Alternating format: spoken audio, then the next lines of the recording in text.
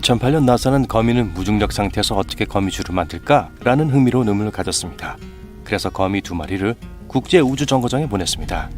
첫 번째 거미는 주요 참여자였고 두 번째 거미는 첫 번째가 살아남지 못할 경우를 대비한 백업 거미였습니다. 하지만 계획대로 일이 진행되진 않았습니다. 백업 거미가 방에서 탈출해 친구 거미를 찾아갔고 그 결과 상황이 엉망이 되었습니다. 거미들은 서로를 방해하는 거미줄을 만들었습니다. 그것도 모자라 거미의 먹이가 되어야 할 파리가 예상보다 빠르게 번식하기 시작했습니다. 유충이 용기에서 탈출해 실험실의 앞쪽 창문을 덮어버렸죠. 시간이 지나자 거미들은 애벌레에 완전히 가려졌습니다. 이 첫 번째 실험은 실패했지만 거미 실험을 기획한 연구원 중 한 명은 여전히 호기심이 많았습니다. 2011년 그녀는 같은 실험을 반복할 기회를 다시 얻었습니다. 이번에는 다른 연구원들에게 도움을 요청했어요. 그들은 다른 종의 거미를 우주로 보내기로 결정하고 결과를 비교할 수 있도록 ISS용 거미 2마리와 지구용 거미 2마리 등 총 4마리의 거미를 준비했습니다. 목표는 거미를 다양한 중력 조건에 노출시켜 거미의 행동을 관찰하는 것이었습니다. 하지만 이 이야기에는 또 다른 반전이 있었습니다. 처음에는 암컷 거미 4마리가 있다고 믿었지만 그중 2마리가 실제로는 수컷인 것으로 밝혀졌습니다. 어린 거미의 성별을 파악한 것은 까다로운 일이지만 다행히 수컷 1마리는 이미 우주로 보내졌고 나머지 1마리는 지구에 남아있었기 때문에 귀중한 데이터를 수집할 수 있었습니다. 두 번째 실험은 성공적이었습니다. 거미들은 거미줄을 만들고 해체하고 중력의 도움 없이도 새로운 거미줄을 만들며 활발하게 활동했어요. 3대의 카메라가 수천 장의 사진을 찍어 거미들이 거미줄을 만들며 열심히 일하는 모습을 보여주었습니다. 흥미롭게도 거미는 지구에서보다 우주에서 훨씬 더 대칭적인 거미줄을 만드는 것 같았어요. 거미줄의 중심이 가운데에 더 가까웠고 놀랍게도 거미들은 지구에서처럼 항상 머리를 아래로 향하지 않았습니다. 하지만 이 모든 차이를 만든 한 가지 중요한 요인은 바로 빛입니다. ISS의 거미들은 광원이 있을 때 지구에서 볼 수 있는 거미줄과 비슷한 비대칭 거미줄을 만들었습니다. 빛은 거미가 우주에서 방향을 잡는 데 결정적인 역할을 했습니다. 방의 램프는 상단에 부착되어 있었습니다. 조명의 측면 등 다른 위치에 있었다면 무중력 상태에서 빛이 거미줄의 대칭에 미치는 영향을 관찰하기 어려웠을 겁니다. 조명이 꺼졌을 때 거미들은 거미줄 안에서 임의의 방향으로 휴식을 취했습니다. 하지만 조명이 켜져 있으면 거미는 광원에서 멀어지는 방향, 즉 아래쪽을 향하게 됩니다. 따라서 중력이 없는 상황에서 거미는 빛이 방향을 잡는 데 도움을 준 것입니다. 거미는 일반적으로 어둠 속에서 거미줄을 만들고 빛이 없어도 먹이를 효과적으로 포획할 수 있기 때문에 이 발견은 예상치 못한 결과였습니다. 거미의 거미줄 자체는 어디에 있든 멋지지만 거미 몸속에 작은 실크 생산 공장이 있는 것 같아요. 거미의 몸 안에는 태국 북동부에는 거대한 고래 가족이 숲을 헤엄쳐 지나갑니다. 물론 진짜 고래는 아니에요. 사실은 7,500만 년 동안 형성된 암석의 일부입니다. 오래전 태국의 이 지역은 사막에 불과했습니다. 지각이 움직이며 사암을 밀어 올리고 이 아름다운 산을 만들어낸 거예요. 이어져 있는 산책로를 따라 걸으며 하루를 보내고 싶으시다고요? 누구나 이 랜드마크에 갈 수 있습니다. 그리고 이 장소는 관광객들에게 점점 더 인기가 많아지고 있는데요. 일단 고래 한 마리의 뒤에서 끝없이 펼쳐진 초록 바다를 내려다보면 그 이유를 알 수 있을 거예요. 이 등산로에는 폭포와 이국적인 동식물이 다양하고 꼭대기에서는 이웃나라 라오스를 바로 볼 수도 있어요. 암석의 모양은 고래들이 함께 수영하는 것처럼 보이는데요. 이름이 새고래 바위라는 건 놀랍지 않죠? 거대한 고래 등에서 태국을 볼 수 있다니 정말 멋질 것 같습니다. 2011년 3월 캐나다의 한 광산을 파던 일꾼 하나가 놀라운 발견을 했습니다. 거의 완벽하게 보존된 노도사우루스 화석을 발견한 거예요. 이 멸종된 공룡은 무게가 약 1360kg이고 몸 길이 5.5m에 달할 것으로 추정됩니다.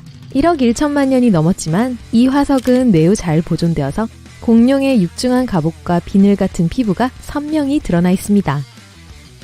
이 놀라운 발견을 파헤치는 데는 거의 1년이라는 시간이 걸렸습니다. 마침내 이 화석은 2017년에 캐나다의 한 박물관에서 공개되었습니다. 피부를 분석한 결과 예상치도 못하게 노도사우루스는 오늘날의 도마뱀이나 나방처럼 위장을 할 수 있었을 것이라는 분석이 나왔습니다. 걸어다니는 탱크와도 같은 거대한 크기와 척추뼈도 모자라서 말이죠. 오늘날까지도 연구되고 있는 이 공룡은 오랜 시간 동안 발견된 것 중 가장 중요한 화석 중 하나로 기록될 수 있습니다. 이 화석의 작은 특징들이 과거의 미스터리를 더 많이 밝혀내는데 도움을 줄 수 있을 거예요. 보이니치 필사본은 세계에서 가장 불가사의한 문서입니다. 1912년 발견된 이래 이 필사본을 발견한 모든 사람들에게 이 문서는 완전히 수수께끼였습니다. 기이한 외계 식물과 미지 물체의 그림, 점성술 기호까지들이 가득하죠. 하지만 가장 흥미로운 점은 글입니다. 본문에 사용된 언어는 전혀 해독할 수 없습니다. 누가 어디에서 쓴 것인지 아무도 알 수 없죠. 우리는 그 글이 진짜로 기능적인 언어였는지 혹은 단지 이 하나의 문서를 위해 만들어진 언어인지조차 알지 못합니다. 다양한 식물 그림도 역시 흥미롭습니다. 필사본에 있는 대부분의 식물은 식물처럼 보이기는 하지만 알려진 어떤 식물종과도 일치하지 않습니다. 영국의 한 응용 언어학 교수는 이 책의 글자 중 일부를 해독했다고 주장했지만 우리는 이 불가사의한 글에 대한 더 이상의 정보를 알지 못합니다. 남반구로 여행을 떠날 계획이라면 퀸즐랜드의 미스터리 큐레이터를 꼭 들르셔야 합니다. 번다버그와 진진의 중간쯤에 있는 곳으로 호주의 가장 놀라운 장소 중 하나입니다. 이름부터가 어마어마하죠? 1971년 이 부지는 애호박과 감자를 재배하는 농부의 소유였습니다. 이 농부가 농장을 확장하려고 하면서 쟁기질을 시작했는데 들판에서 큰 바위가 계속해서 걸렸습니다. 들판의 바위를 자세히 봤더니 그곳에는 바다 화석과 이상한 분화구 몇 개가 있었어요. 농부는 자신이 발견한 것을 지질학 교수들에게 알렸고 교수들은 이 바위를 연구하기 시작했습니다. 지질학자들은 그 지역을 파내기 시작했고 그곳에서 분화구가 가득한 거대 사암과 옥석층을 발견했습니다. 분화구는 모두 35개였고 암석층은 약 2,500만 년 된 것으로 추정됩니다. 이 미스터리를 연구하는 과학자들은 온천, 과거의 해양활동, 유성이 이 분화구들을 만든 가장 유력한 원인이라고 생각합니다. 그리고 저는 이 동네 이름을 번다버그와 진진이라고 지은 사람이 누구인지 참 궁금하네요. 정말 재미있는 이름이에요. 안티키테라 메커니즘은 고대 계산기의 한 종류인데요. 특별한 디자인으로 과학자들을 여전히 놀라게 하고 있습니다. 약 2000년 전 그리스의 배가 안티키테라 섬의 해안에서 침몰했습니다. 잔해는 1900년에 발견되었는데요. 다이버들은 고대 유물들 중 일부를 꺼낼 수 있었습니다. 고고학자들은 잔해에서 발견된 것을 분류하기 시작했습니다. 그리고 다른 어떤 것과도 어울리지 않는 물건을 발견했어요. 고대의 것으로 보였지만 기술적으로 아주 진보된 놀라운 장치였죠.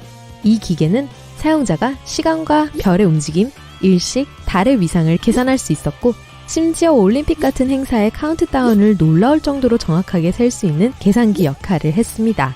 이 정도의 기술이 이 잔해가 고대 그리스의 배에서 나왔다는 게 설명하기 거의 불가능할 정도입니다. 톱니바퀴 시계는 유럽에서 14세기경 만들어지기 시작했으며 그 어떤 장치도 이 기계와 닮은 구석이 없었어요. 어떻게 이 기계가 그 시대로부터 1400년 전에 만들어졌을까요? 안티키테라의 침몰과 계산기의 분실이 기술의 발전을 수백 년이나 지연시키게 되었던 걸까요? 한편 흑해 근처의 코카스 산맥은 사람의 손길이 닿지 않은 유럽의 몇 안 되는 지역 중 하나입니다. 비록 세계의 대부분의 백인을 코카시아인이라고 부르기는 하지만요. 그럼에도 불구하고 고고학자들은 이 지역에서 고대의 거대 구조물을 많이 발견했습니다. 고인돌로 알려진 집 같은 건물에는 보석, 청동도구, 각종 도자기가 들어있었습니다. 고고학자들은 누가 왜 이 고인돌을 지었는지 그리고 진정한 목적이 무엇인지 아직 알지 못합니다. 고인돌은 지붕 역할을 하는 큰 돌을 두 개의 돌이 함께 받치고 있거나 작은 돌이 벽처럼 쌓여 있는데 한 면에는 구멍이 나 있어요. 안에 뭐가 들었는지 몰라도 구멍을 막는 돌막에도 발견됐고요. 이 돌 구조물에서 더 이상한 점은 코카스에서만 발견되는 것이 아니라는 거예요. 호주, 한국, 콜롬비아, 아프리카, 심지어 프랑스에서도 발견되고 있거든요. 목적은 알려지지 않았기 때문에 과학자들이 할 수 있는 건 추측뿐입니다. 1974년 발견된 중국 최초 황제의 무덤은 아주 잘 보존되어 있습니다. 그리고 입구를 지키는 8,000명의 테라코타 전 요즘 버려진 임대 창고를 사고 파는 일은 미국에서 흔한 일입니다. 그에 관한 TV쇼까지 있어서 전 세계적으로 많은 관심을 끌고 있어요. 하지만 대박을 터뜨리는 것은 전문 스토리지 헌터만이 아닙니다. 애리조나의 한 커플은 소파가 필요했어요. 많은 돈을 들여 새 것을 사고 싶지 않았기 때문에 경매에 참여했고 중고 소파에 $10를 제안했습니다. 소파는 상태가 좋지 않았고 둘은 결국 소파가 들어있던 컨테이너 창고를 함께 구입했어요. 창고 안을 뒤지다가 매우 놀라운 발견을 하게 됩니다. 현금이 가득 든 낡은 곰인형을 발견했죠. 그 안에는 거의 3억 원에 달하는 돈이 들어있었어요. 2011년 한 남자가 샌페르난도 밸리의 컨테이너 내용물을 조사한 후 흥미로운 발견을 했습니다. 그가 우연히 발견한 건 액션 코믹스 1권이라는 특별한 만화책이었어요. 그는 감정을 받기 위해 전문가에게 만화책을 가져가기 전까지는 그 가치를 알지 못했어요. 알고 보니 이 만화책은 슈퍼맨이 처음 등장한 만화책이었어요. 그는 그것으로 돈을 벌고 싶었지만 이전 주인에게 돌려주어야 했어요. 그 만화책은 사실 만화책과 특히 슈퍼맨의 열성 팬이었던 한 유명 배우가 도난당한 것이었습니다. 그 배우는 보험회사와 경찰에 만화책이 없어진 걸 신고했지만 찾을 수가 없었어요. 약 10억 원의 가치가 있는 것으로 추정되는 이 만화책은 도난당한 지 11년 만에 합법적인 주인과 재회했습니다. 또 다른 놀라운 빈티지 물건이 호주 멜버른의 한 창고에서 발견되었습니다. 사이드카가 달린 1927년식 할리 데이비슨 8 밸브 레이서였어요. 전문가들의 의견에 따르면 이 멋진 오토바이는 2015년에 다시 모습을 드러내기 전까지 반세기 이상 동안 그곳에 있었습니다. 발견 직후에 판매되었고 무려 약 4억 7천만 원에 팔렸어요. 버려진 창고를 경매하는 건 그 안에서 무엇을 발견할지 모른다는 사실 때문에 흥미롭습니다. 결국 얼마나 많은 이익을 얻을 것인가에 상관없이 말이죠. 롱아일랜드의 한 커플은 약 10만 원으로 일생일대의 거래를 하게 됩니다. 그들의 미스테리 차고 안에는 1976년형 로터스 에스프리 스포츠가 숨겨져 있었어요. 이 차는 디자인 때문에 특별했을 뿐만 아니라 1977년 제임스 본드 영화 나를 사랑한 스파이에 사용된 차였어요. 처음에 그 부부는 이 차가 유명한 차인지 전혀 몰랐습니다. 그래서 어떻게 수리해서 탈 수 있을까 알아보고 있었죠. 멋진 차였으니까요. 정비소에 가져갔을 때 그 차량에 특별한 무언가가 있다는 걸 발견했습니다. 그 차가 어디에서 왔는지 알게 됐고 결국 2013년 경매에서 그걸 판매했어요. 가격이요? 무려 거의 10억 원에 달했어요.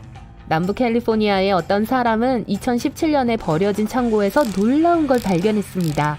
그 안에는 빈티지 비디오, 게임 하드웨어, 게임 카트리지로 가득 차 있었어요. 감정을 받은 후 그가 발견한 물건이 5천만 원 이상의 가치가 있다는 걸 발견했습니다. 2010년에 또 어떤 사람은 간단한 미용실 용품으로 가득 찬 것처럼 보이는 큰 창고를 약 28만 원을 주고 구입했어요. 자세히 본 후 엄청난 가치가 있는 1928년산 마샬 앤 웬델 세일즈맨 피아노를 발견했어요. 감정 결과 그 악기의 가격은 약 1,000만 원에서 1,200만 원 사이로 추정됐습니다. 잊혀진 창고에서 우주 관련 물건이 발견됐다고요? 이 창고는 플로리다에서 경매에 붙여졌습니다. 창고를 조사한 후 주인은 거기에 나사 로켓과 카운트다운 시계가 들어있다는 걸 알게 됐어요. 그 물건들은 사용 예정이었던 우주 프로그램이 중단된 후에 창고에 넣어졌습니다. 이 발견은 너무나 유명해져서 TV에서도 방영됐어요. 유명한 가수의 팬들도 버려진 창고에서 놀랄만한 것을 발견합니다. 여기 아레사 프랭클린의 개인 소지품이 들어있는 창고에 대한 이야기가 있어요. 그녀의 물건 대부분은 집에서 일어난 사건 이후에 그 창고로 옮겨졌습니다. 결국 그 물건들을 버렸어요. 나중에 그녀는 그것에 대해 잊었다는 것을 인정했습니다. 경매에서 가방, 옷까지 심지어 그녀의 이름으로 된 영수증과 같은 것이 대중에게 공개되었습니다. 비슷한 경우로는 마이클 잭슨의 아버지가 소유했던 락커에 보관된 채 발견되지도 않고 공개되지도 않은 250개 이상의 녹음이 있었습니다. 팝의 왕이 그 노래를 쓰고 프로듀싱하는 동안 그는 누구와도 계약한 상태가 아니었어요. 그래서 엄밀히 말하면 그 노래들에 대한 법적 소유권은 없었습니다. 게다가 그 사물함에는 유명한 가수의 사진과 잭슨 가족의 개인적인 물건들이 많이 들어있었어요. 이 물건들 중 일부는 경매에 붙여졌고 다른 일부는 가족들이 큰 비용을 들여 다시 인수했습니다. 여러분이 얼마나 유명한지에 관계없이 창고 임대료를 제때 지불하지 않으면 불이익이 생길 수 있다는 걸 보여줍니다. 이상하게 들릴지 모르지만 창고에서 발견된 모든 품목이 무생물인 건 아니에요.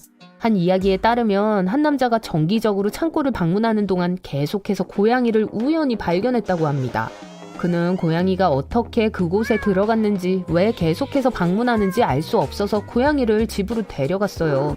창고에서 새로운 털복숭이 친구를 찾을 줄은 상상도 못했겠죠? 또 다른 창고 이야기는 불행하게 끝납니다. 2011년에 일어난 이 사건처럼요. 한 남자가 버려진 창고에서 귀중품을 훔칠 수 있다면 쉽게 대박을 터뜨릴 거라고 생각했어요. 하지만 그가 손에 얻은 물건들로 가방을 채우고 있을 때 경비원이 창고의 문이 열려있는 걸 봤습니다. 안에서 나는 소리를 듣지 못했기 때문에 경비원은 문을 닫았어요. 주인이 실수로 열어놓았다고 생각했죠. 말할 것도 없이 도둑은 안에 갇혔고 결국 도망치려다 붙잡혀 경찰에 넘겨졌습니다. 집에 공간이 필요하지만 아직 버리고 싶지 않은 물건을 이런 임대창고에 보관하는 것은 좋은 생각처럼 보일 수도 있어요. 하지만 모든 항목이 안전하거나 합법적인 것은 아니므로 몇 가지 규칙을 준수해야 합니다. 차량을 예로 들 수 있습니다. 미국에서는 대부분의 창고 임대업자들은 차량이 등록되어 있고 보험에 가입되어 있고 작동 가능한 상태인 경우에만 보관을 허용합니다. 자동차에만 적용되는 것이 아니에요. 트레일러, 보트, 심지어 트럭까지 해당됩니다. 따라서 이런 물건을 창고시설로 옮기기 전에는 모든 증빙 서류가 준비되어 있어야 합니다. 당연히 부패하기 쉬운 품목은 금지예요. 냉장이 필요한 음식, 밀폐된 용기에 보관되지 않은 음식, 경우에 따라서는 반려동물 건사료까지 포함됩니다. 저장 공간을 제공하는 대부분의 회사들은 벌레와 설치류를 유인하거나 박테리아와 곰팡이가 내부에서 발생할 우려 때문에 그런 물품을 멀리합니다. 통조림 음식은 괜찮을 거라고 생각할지도 모르지만 대부분의 장소에서 허용되지 않습니다. 표준 저온 장치가 내부 온도를 조절할 수 있는 구체적인 방법이 없고 고온 환경에서 일부 음식캔이 터질 수 있기 때문이에요. 식물도 보관할 수 없습니다. 식물이 잘 자라려면 햇빛이 필요할 뿐만 아니라 식물은 벌레와 해충의 원천이 될 수도 있어요. 게다가 어떤 식물들은 적절하게 처리되지 않으면 이상한 냄새를 유발할 수 있기 때문에 밖에 심거나 더 이상 집안에 둘 수 없다면 처치하는 것이 가장 좋아요.